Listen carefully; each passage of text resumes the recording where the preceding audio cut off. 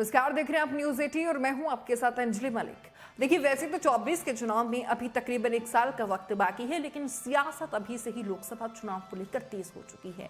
बात करेंगे आज कांग्रेस की। यूं तो कांग्रेस यूपी में पिछले कई चुनाव जो है वो हार चुकी है, लेकिन हाल में हुए निकाय चुनाव की हार ने कांग्रेस की टेंशन बढ़ा दी है, क्योंकि जिस कानपुर में कांग्रेस नंबर 1 और नंबर 2 पर रहती थी, वहां इस बार कांग्रेस अपनी जमानत तक नहीं बचा पाई। अब पार्टी की हार पर कांग्रेस ने एक लिस्ट जो है वो तैयार कर ली है, जिसमें उन नेताओं का नाम शामिल है जो थे तो कांग्रेस के साथ, लेकिन बैटिंग किसी और के लिए कर रहे थे। अब कांग्रेस को टेंशन इस बात की है कि जो निकाय चुनाव में हुआ, कहीं वो लोकसभा चुनाव में ना हो जाए।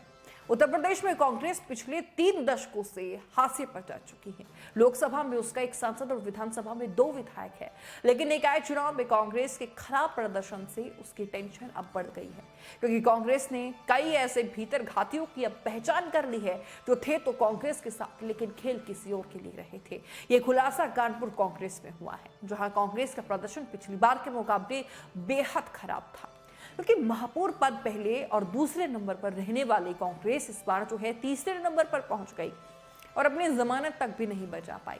वहीं कांग्रेस के 13 पार्षद ही जीत दर्ज कर पाए इस बार, जबकि पिछली बार 18 पार्षद थे।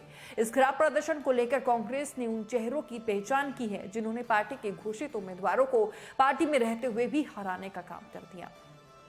इस लिस्ट में कांग्रेस के राष्ट्रीय सचिव अजय कपूर, प्रदेश उपाध्यक्ष सुहेल अंसारी और एआईसीसी के सदस्य हरप्रकाश अग्निहोत्री का नाम है, जिन पर भीतरघात करने का ये गंभीर आरोप लगा है। दरअसल निकाय चुनाव के नतीजों के बाद जो है वो कांग्रेस ने कमेटी बनाई है, जिसका नेतृत्व इसके लिए वरिष्ठ कांग्रेसी नेता राजेश सिंह कर रहे थे। वहीं अब उन्हीं की बनाई गई इस लिस्ट में अजय कपूर, सुहेल अंसारी और हरप्रकाश अग्निहोत्री का नाम सामने आया है।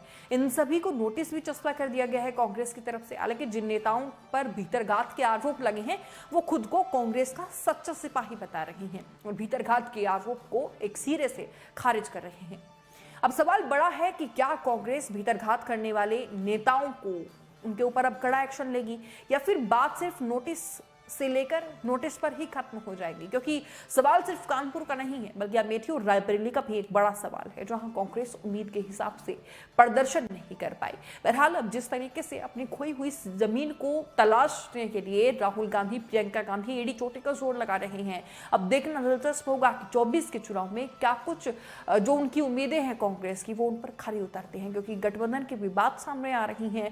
और अपने हर बयान में जयंत चौधरी राहुल गांधी और प्रियंका गांधी की वो तारीफ भी करते हुए नजर आते हैं, और साथ ही साथ कांग्रेस के साथ गठबंधन में जाने के भी पुख्ता सबूत और पुख्ता जो संकेत है वो भी देते हुए नजर आ जाते हैं। बहरहाल इस रिपोर्ट पर राय क्या है आपकी, वो जरूर कमेंट बॉक्स में बताइएगा।